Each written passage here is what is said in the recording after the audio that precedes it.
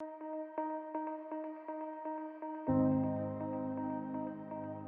name is Mimi. I'm a project manager, and I have 2 little terrorists. They're very lovable as well. My first is 4 years, my second is 18 weeks. For the first one, how did I even find out? I just felt I could be pregnant. So I told my husband that, Charlie, I feel like I'm pregnant. And he was like, but you, at this time, it wasn't even like a week. So I was like, how do you know you're pregnant? I'm like, you will see. So we did a test, a week and a half. There was a faint line. And he still didn't believe it. And he's in the medical field, so he was like, oh, sometimes you can have a missed pregnancy. He was giving me all these plenty jargons. I said, okay. So I said I should get back to him when I'm 3 weeks. Then we'll have a discussion. I said, okay. So the 3rd week I did, and then this time around the line was really, I was like, Masa, this is it. And then it was like, oh, okay. So that's how come I found out I was pregnant for the first time. For the second one, I found out about 2 weeks later, after the act. That's how I was pregnant.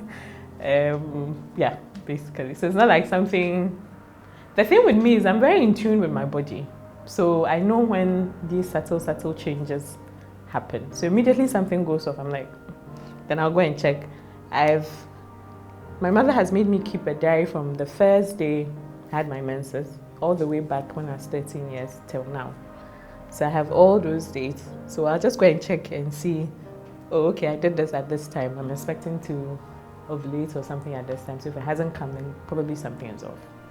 So it's easy for me to notice when I have all these changes. I remember I was home. It was actually my father-in-law who probably noticed something first.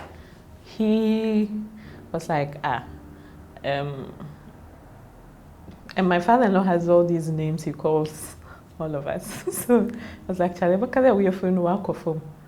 I was like, your tummy has shrinked a bit. I didn't really have that much of a big tummy when I was pregnant to begin with, so I felt it was normal. So far as I could hear the baby kick. So he asked me, can you feel the baby? I said yes. And he said okay.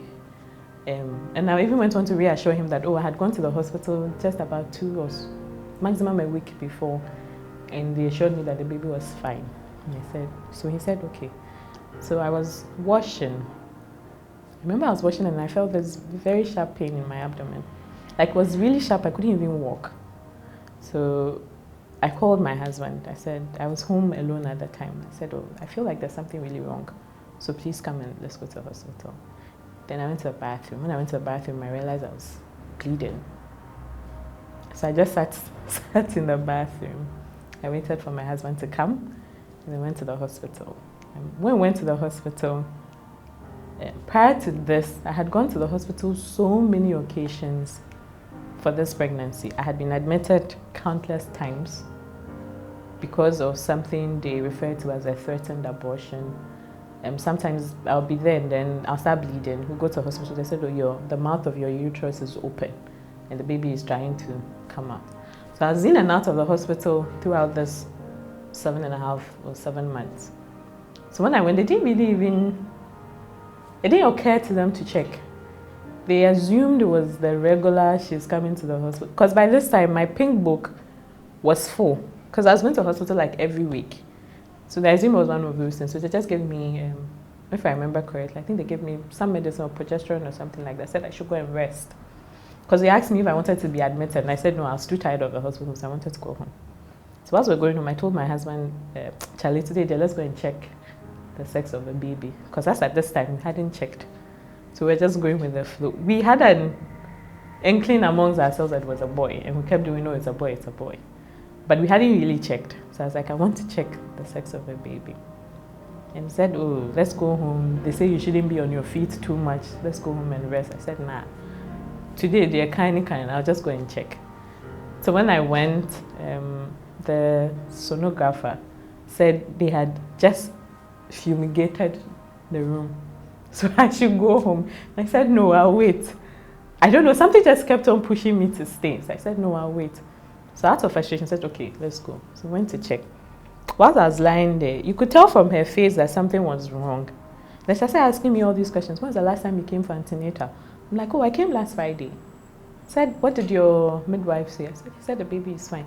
He said, are you sure? I said, yes. At this time, I had already started shaking because I couldn't really tell what was happening. And because of all these going to the hospital and all these things I've heard about, the baby was to come out, you're bleeding, you're having an abortion, all these things, was really scary. So I was like, what's wrong? She didn't say. She said, oh, follow me to go and see your midwife. And I was trying to get my husband to get the full details because at the time he was also working there. So I was like pushing him to get the details. He didn't tell us anything. When the midwife looked at my book, said, oh yes, she's been here, the baby was okay. So the sonographer took my pink book, asked who my gynae obs was, and then said we should go and see him. At this time, I knew something was definitely up because the way they kept on, and by this stage I was already crying. And my husband was trying to calm me down. So we went, and then the doctor was like, your baby is dead. In fact, baby has been dead for at least 2 weeks. I said, that's not possible because I came, even you, Cora, when I just came, we thought the baby was okay. So how can the baby, said, well, the scan shows that the baby has started to deteriorate. That's like what started to say. So the weight has shrunk, everything about the baby has shrunk. So I need to have, I need to give birth as soon as possible. And I said, no, my baby is not dead. So I told my husband, we should go and check at another place. We went to 3 different scan centers that night for me to finally convince myself that the baby was dead.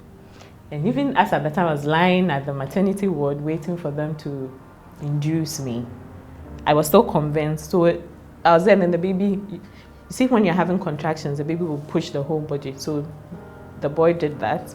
I called the nurse. I was like, look, why are you telling me that the baby is dead if I can feel all of these movements? So she took me to the room and then she put something, there was some machine of sorts just to check the heart rate. And he said, there is no sound, meaning that your baby is dead. The whole movement you feel is your child trying to expel itself. It's not because it's alive. I said, okay. So they prepped me.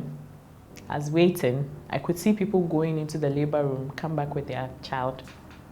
The psychological trauma alone at this stage, I cried throughout the whole night. I don't think I slept.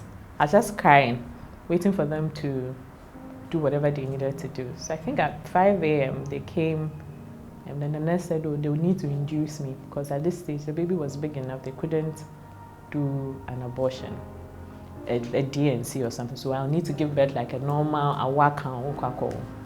I said, okay. So they took me to the labor room, put some medicine there. I said, I start feeling labor pains. When I start, I should press the bell. Labor pain started.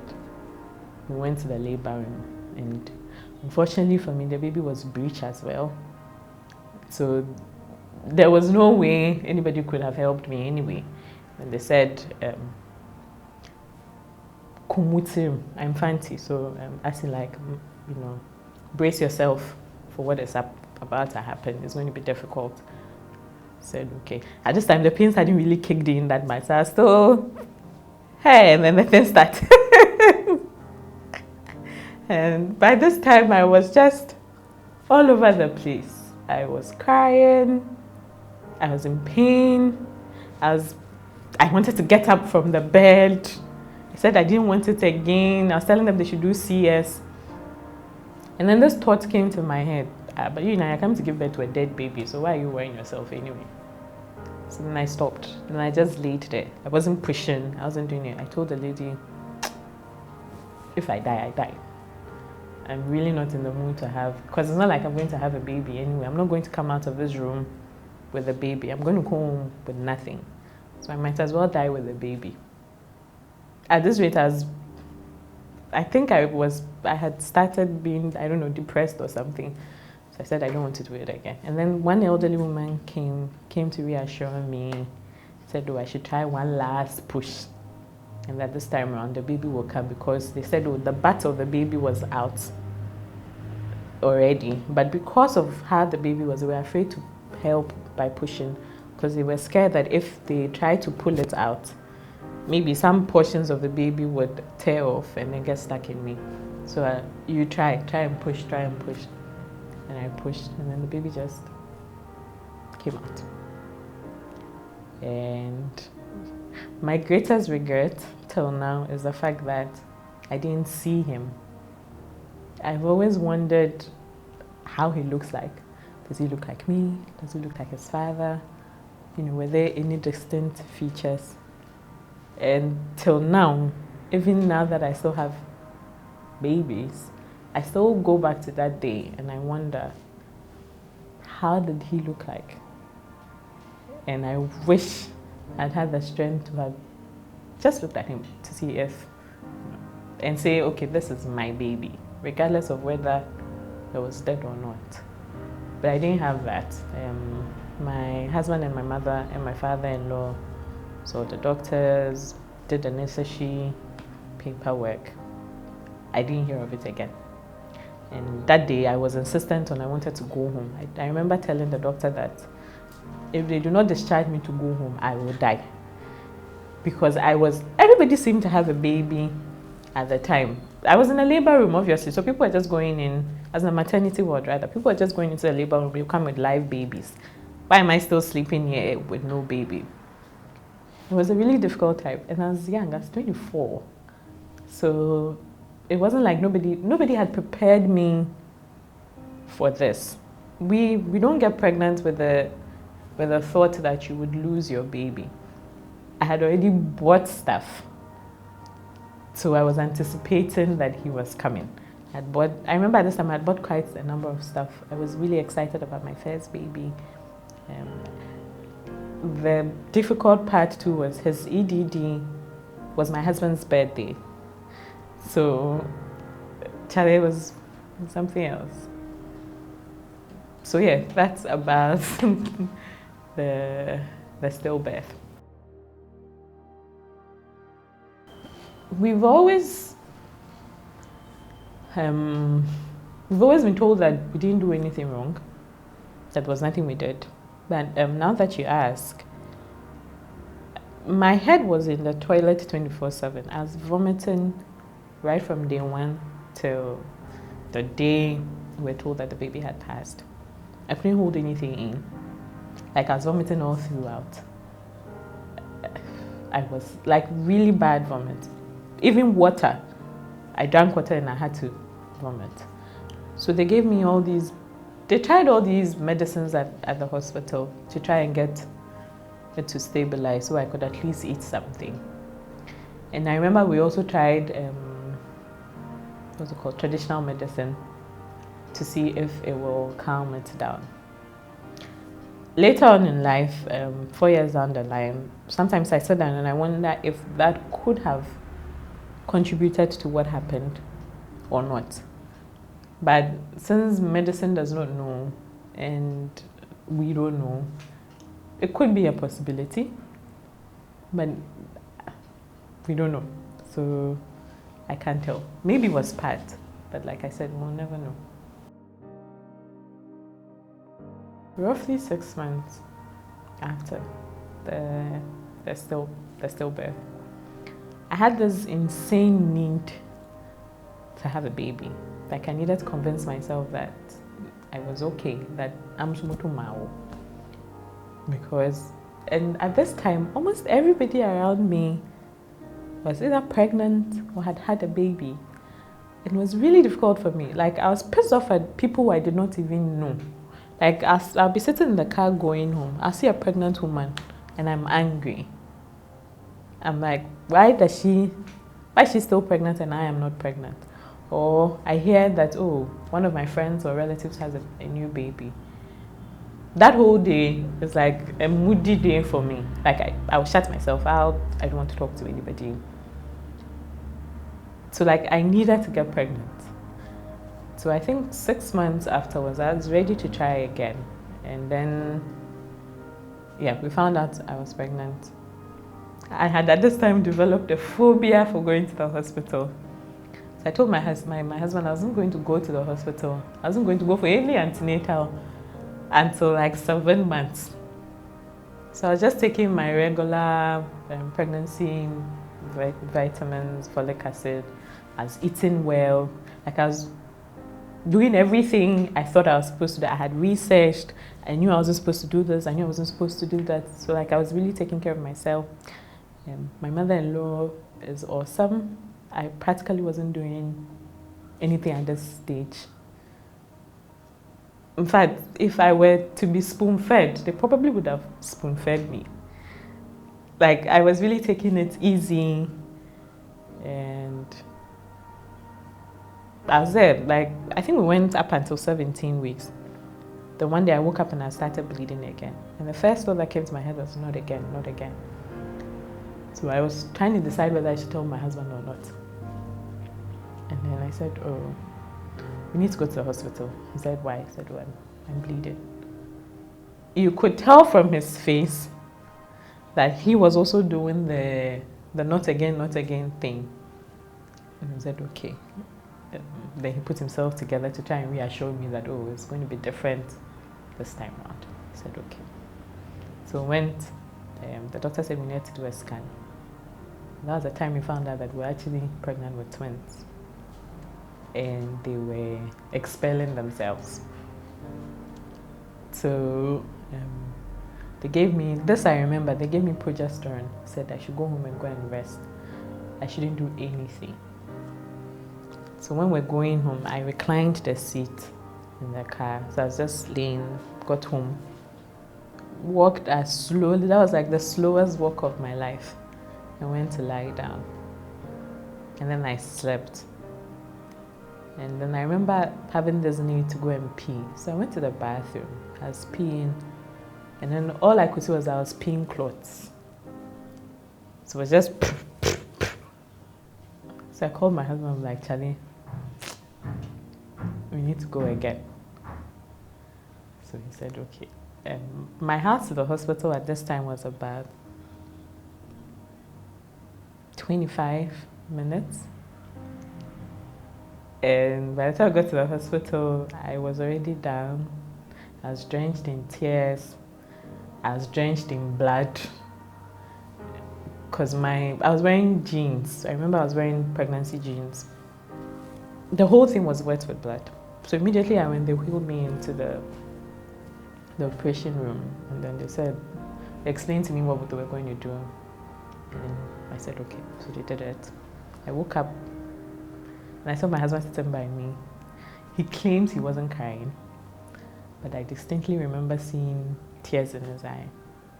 And that day I told him that I wanted a divorce because I felt I couldn't give him kids. So I was like, maybe it's better for you to go and marry somebody who can give you kids instead of being saddled with me who always has all of these issues. The thing, unfortunately, too, is for both my pregnancies, I was really having a hard time. One of the things I really remember was, for the stillbirth, for instance, they said I had something called carpal tunnel or something like that, which was like pains in all of my joints. So I couldn't even hold a knife. I couldn't cook. If I hold something, my whole hand hurts. My hand was swollen. In the evening, we couldn't sleep. I have to hold my hand up like this and sit upright. Like at every point in time, my hand and my feet had to be higher than some part of my body. So for like 3-4 months thereabout, till we had the stillbirth, I wasn't sleeping. Neither was my husband, because there was no way he could sleep anyway.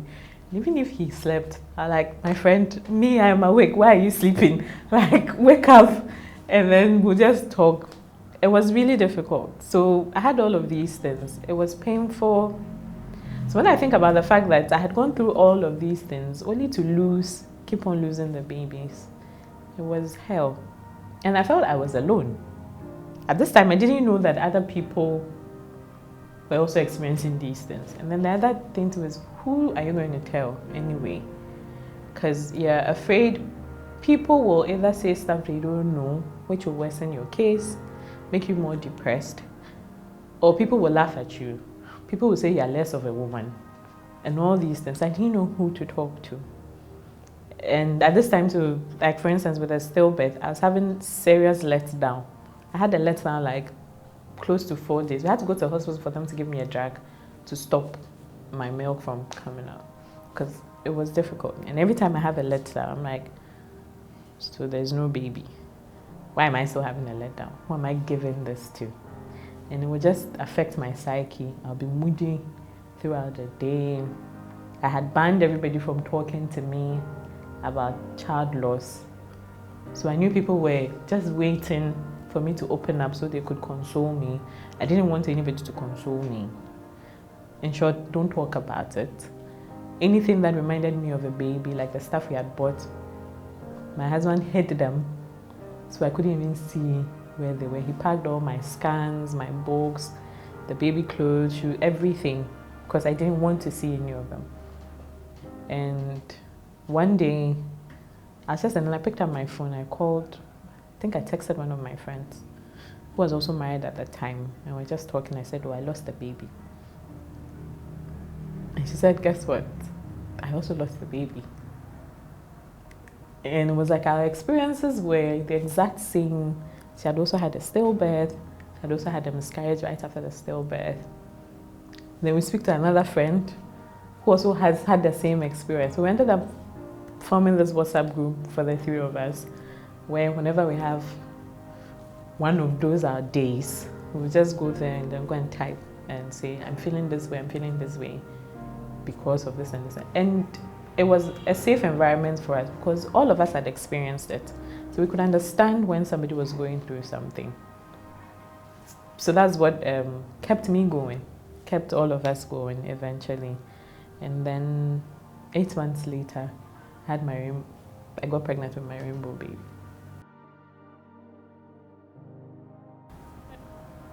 I didn't have any connection with the baby, to be frank. I remember I was scared throughout the period.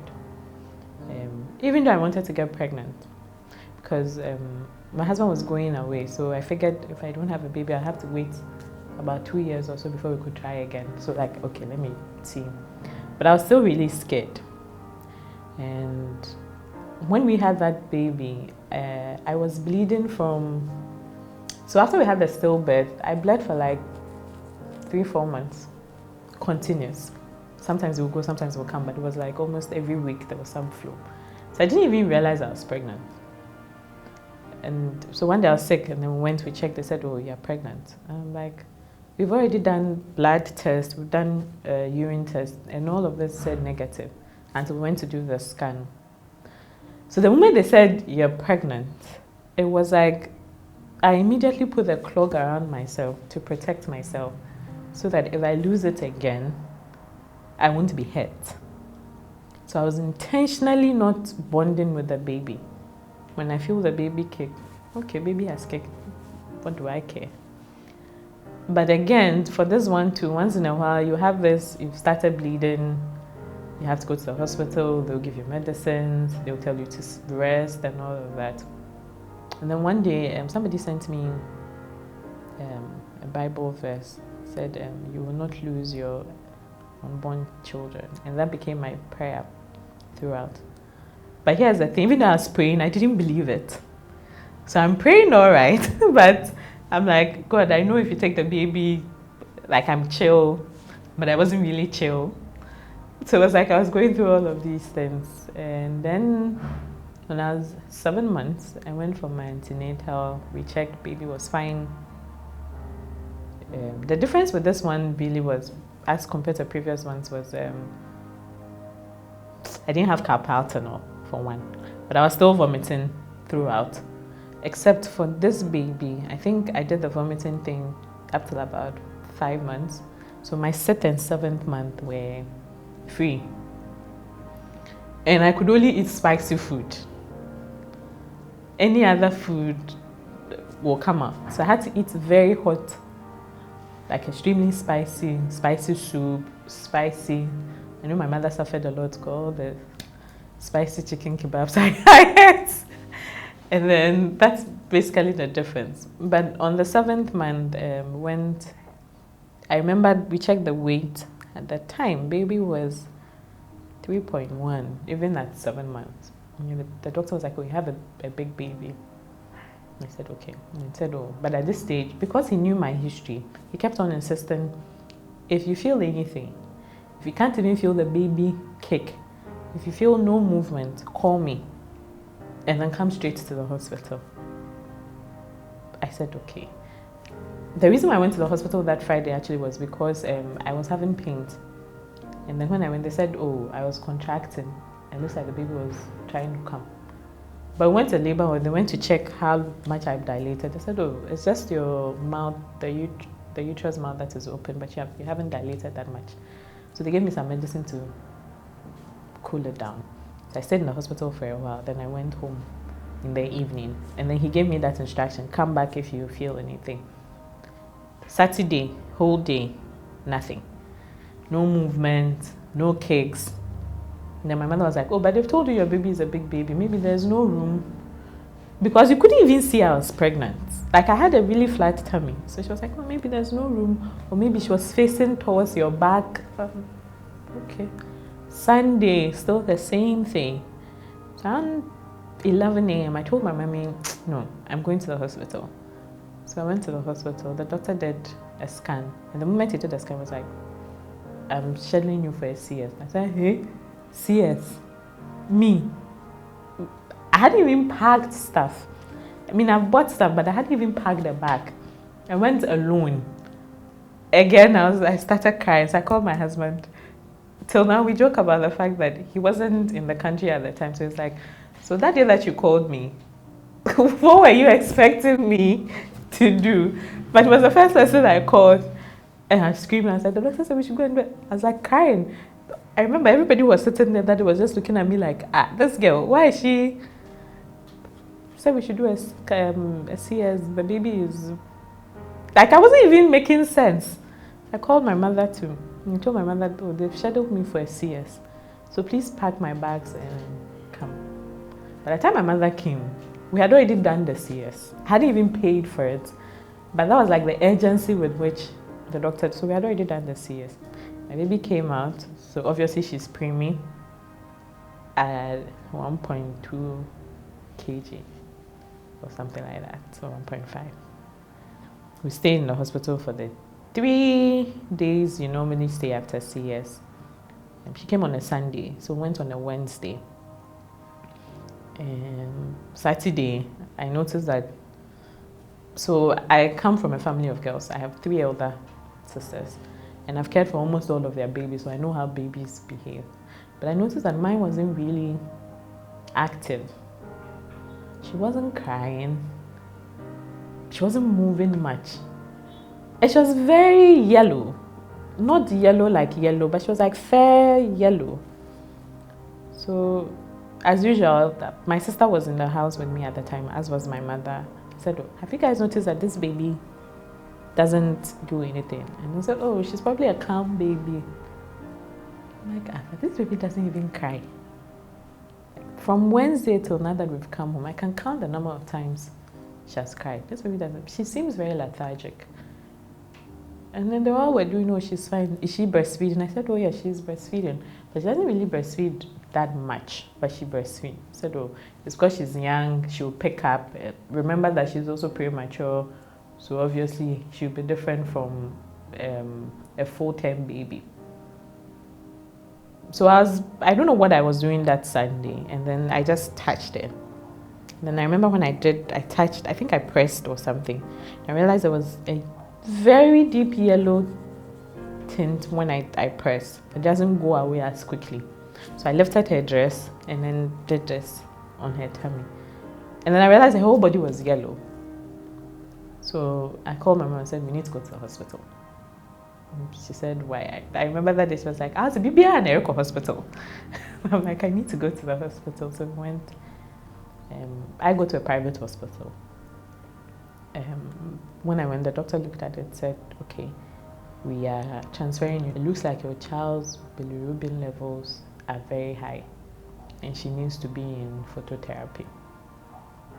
And I said, okay. Again, I was scared. But this time around, I'm really grateful I had my mom, I had my brother-in-law, and my mother-in-law too was around. So we all went. The moment we went, they looked at the baby. Even before they did her cut, they asked me to remove her clothes, put something to cover her eyes, and then put her under the phototherapy light to win phototherapy. Remember, I just had CS, like barely a week ago. And then, unfortunately, we couldn't stay with them. Not all my family members could stay, so I had to stay with her throughout the night. It was difficult because baby wasn't, still not crying, still not moving, just lying in the phototherapy. Then they'll come, they asked me to take her for them to go draw blood. And then this is a 7-day-old baby. So they went, they drew blood. She was still not reacting, just lying there. And I was like, but all the babies who had come in are crying. Why is my own not reacting? So the evening doctor came, said, oh, they're going to do a test to see. Even though I brought the lab test, they wanted to see something. So they'll pick the baby up and then they'll throw her. She didn't jerk. Nothing. No cry, no jerk. I was, I don't know how I was feeling. I was really scared. I was crying. I cried throughout the night. The nurse would come and try to console me, ask me, is this your first child? I said, no, this is not my first child, but this is my first child. So I explained why I said that. She was like, well, everything will be fine, don't worry. Second day, still no reaction. On the third day, the evening, they brought an emergency case. And one of the nurses came and said, Madam, Oba no nye ye. Inti yinifi court no, so that we can put the emergency child there. And I said no. And she said, it was like, it almost became a shouting match between me. And I said no. First of all, I paid for it. I'm not here for free, so there's no way I'm taking my child out. So they had to go and call the doctor who came. The doctor was like, you've been here, at this stage I've been here for close to 5 days or something, and baby was still not reacting. So, and I said, well, if you tell me to share the court, I would share it. But if you ask me to move the baby completely, there's no way in freaking hell I'm doing that. And I'm guessing it's also because when I went there, nobody was coming to see me except my mother. And if my mother, I wasn't allowing her to come in. My mother was at the time 66. I can't tell her to come and stress. So they'll just bring me food and then they'll go home. So I said no. So the doctor came and said, okay, I'm doing a test. If she doesn't react, then we will have to. I said, okay. So he tossed the baby. The first time in 5 days, my baby jerked.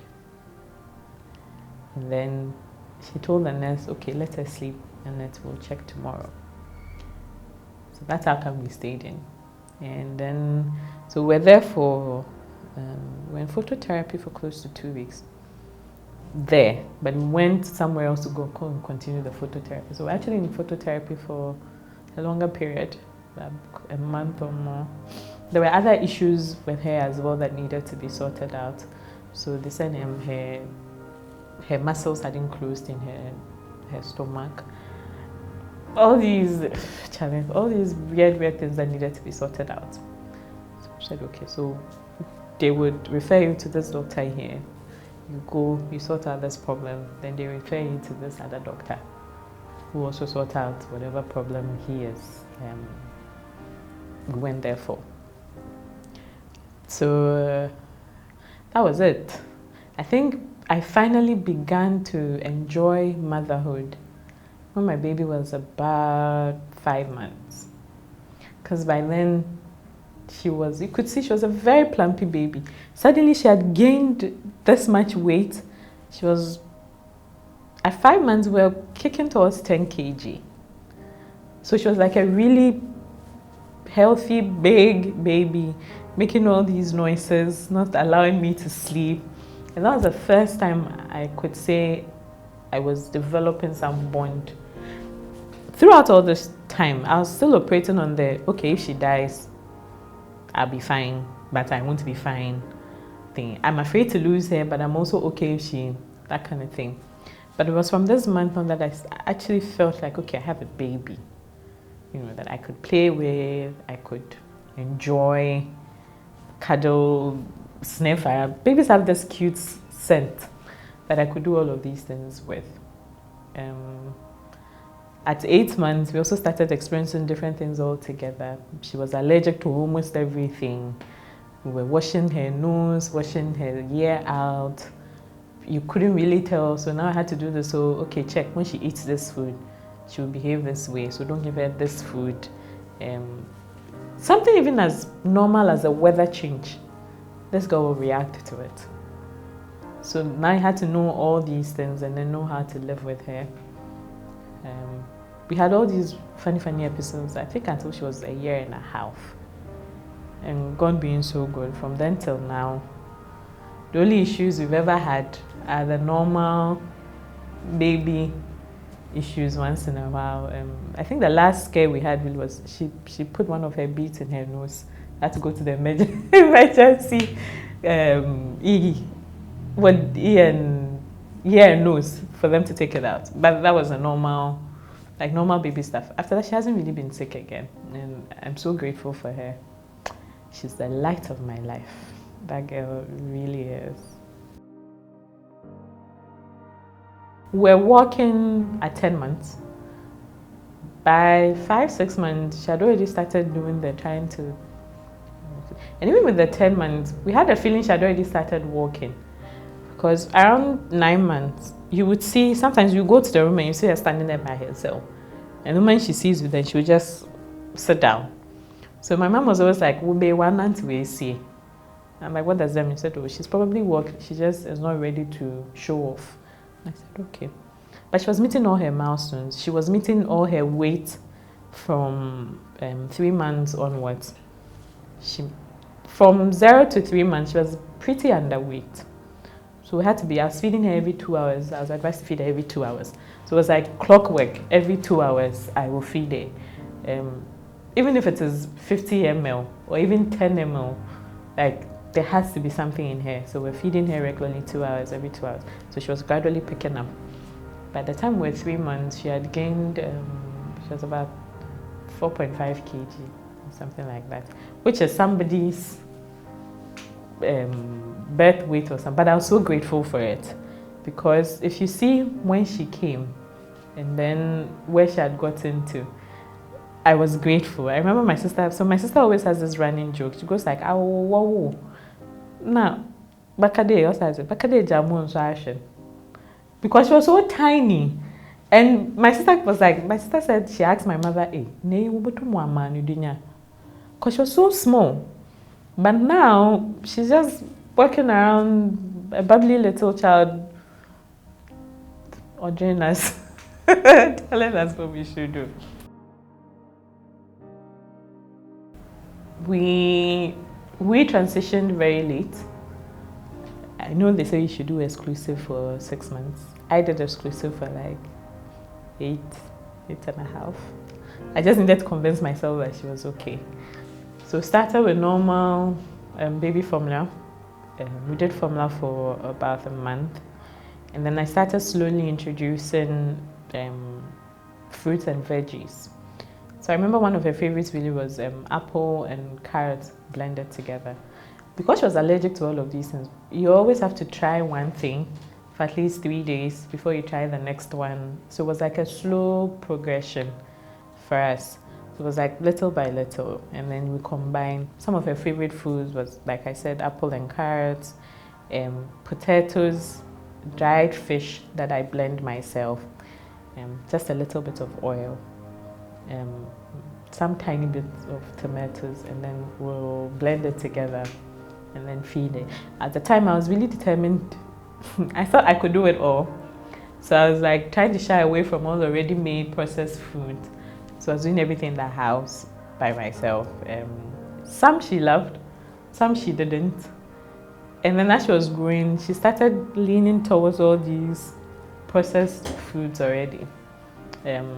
Like the, what's it called? The smoothies already made that you can pick up in the shop. So yeah, her transition wasn't easy really. And she's very fussy about food. So it's difficult for you to find out what she likes. You can try something today, she would like it. The next day you give it to her, no, she doesn't want it. So you have to try something else again. Until eventually we found her favorite foods. And then when she realized her favorite foods, she was stuck on those foods. She liked, when we were like 1, the only thing she wanted to eat was spag, but she wanted dry spag. So don't add anything to it. I'm like, this is not healthy. But that's all she wanted. So I'm like, okay, then we'll just give it to her. At 2.5 or something like that, she discovered banku and okro. And that was like our favorite food for as long as I can remember. You could give her banku and okro morning, afternoon, evening. In fact, she will insist. She used to call it manku.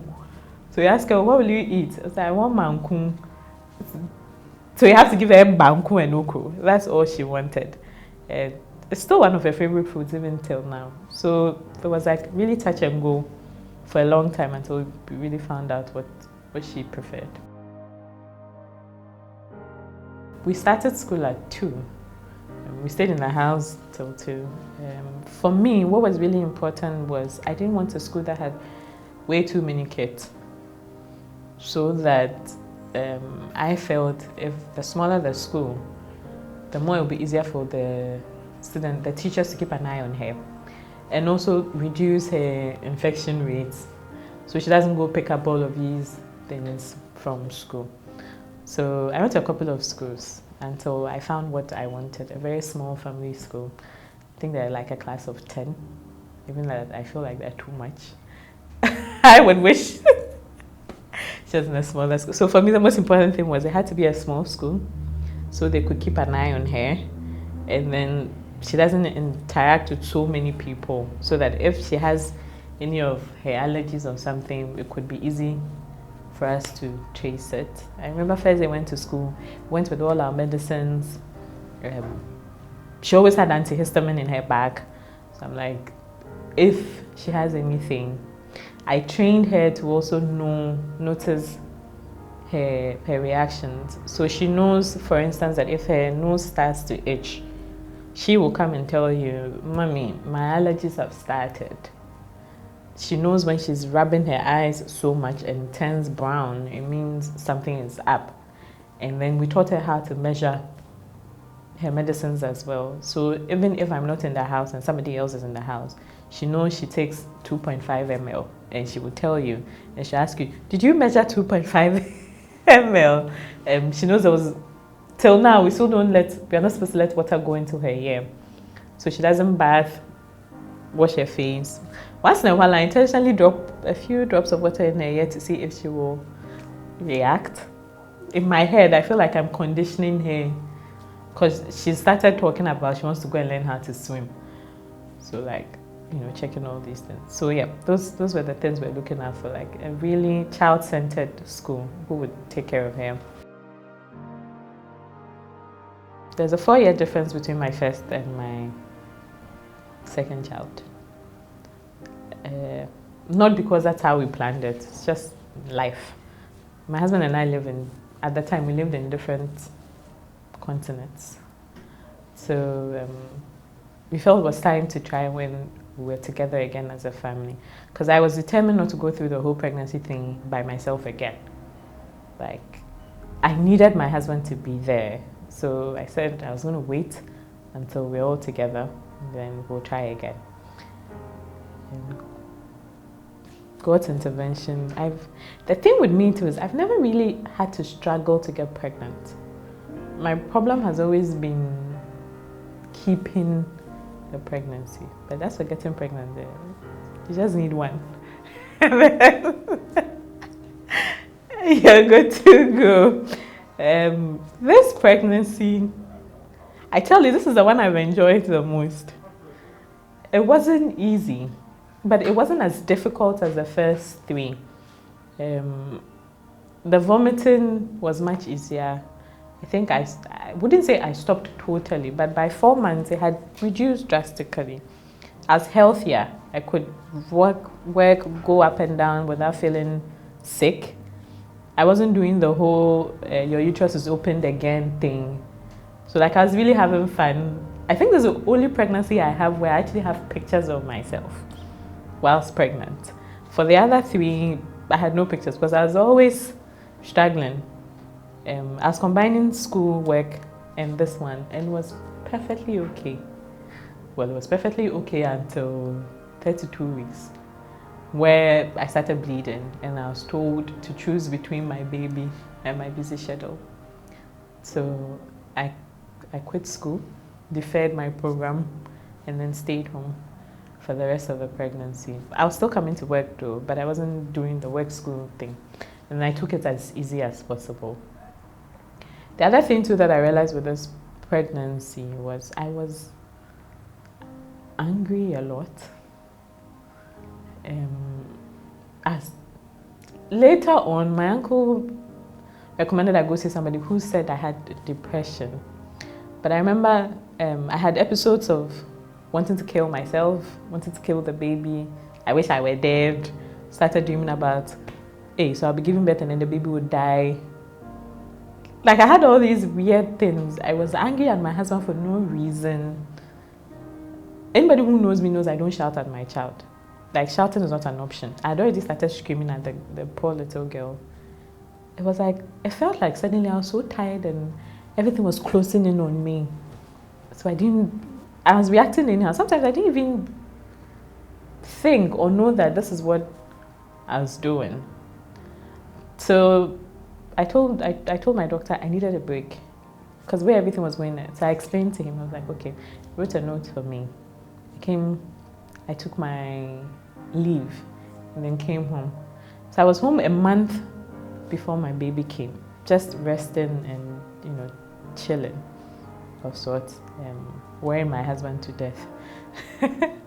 And then this baby came on her EDD, thankfully. No early appointments or anything like that. I had planned to do a VBAC because I felt time had elapsed so I could do a VBAC. My labor kicked in Friday. It was like touch and go, touch and go. So every time I go and wee, every time I go and wee. That's how my labor was, like pains, and then I feel like I'll go and wee, then I go and wee. And then once in a while you have some contractions. But it went on for a long time. So in the morning, we just put the bag in the car and I went to the hospital. They checked, they said, oh, you're in labor. You have already dilated 2.5. And I said, hey. Okay, so I thought, oh, this one I'm going to have a chill. Nothing was going to happen because the pain was really not that much of a big deal. So they showed me to the waiting room. Said, oh, I should, prepare, do the usual, wear the theater dress and all of that. I said, okay, sitting there. Hey, sister. Then the pain suddenly started. Hi. I was screaming. I said, I can't do this. And my husband was there and was doing, oh, you can. I'm like, my friend, I said, I can't do this. I can't do this. I'm going to tell the doctor that I want to do a CS. And that's the last thing I remember. Besides when he came back, I was unconscious. So, because the pain was really, you see, they'll tell you, or at least they told me that the contractions will come like 2 minutes apart or something like that. Mine wasn't coming like that. It was like boom, boom, boom, boom. We went there in like 30 minutes. They said I'd already dilated up to 6.5. So at that time, I just blacked out. And me, when I woke, I was already being prepped for CS. And you see that epidural they give you, my first CS, hey, that thing hurt like hell. This time around, I didn't even feel it when they were putting the needle in or anything. And we had the baby, healthy baby, full term. no wahala baby. I woke up the following day, saw my baby, and this time around it was like love at first sight. It's like, you're so cute. And she was okay, she was feeding well, no problems. And then after 3 days, we went home. And we've been home since then, just enjoying our little family. All right. No such thing. My baby was, I still refer to her as my baby. So my first child wanted a sibling. My sisters all have double children. So she always wanted, and she'll come home, she'll say, everybody has a sibling, it's only me who doesn't have a sibling, I want a baby. I said, okay. The only disappointment was she wanted the boy. She said she wanted a baby boy because she was watching Peppa Pig, and Peppa has a baby brother. So she also wanted a baby brother. So I think the day that we told her that it wasn't a boy but a girl, that was when she raised hell. She cried. But later on, the following day, she was fine. Started saying my baby sister was expecting her baby sister. And she was really excited when the baby came home. Didn't want anybody, like, she wanted to touch the baby, carry the baby herself. She refers to her as her baby. Baby sleeps in her cot. She'll tell you to pick the baby, come and let the baby sleep by her. And there's a picture I'll show you. She always goes to sleep and she needs to hold some portion of her sister before she sleeps. If not, she won't sleep. Like, she's really protective of her. And she's already started dreaming about all the things they would do. We'll go to school together, I will feed her, I will do this. I'm like, okay, I see.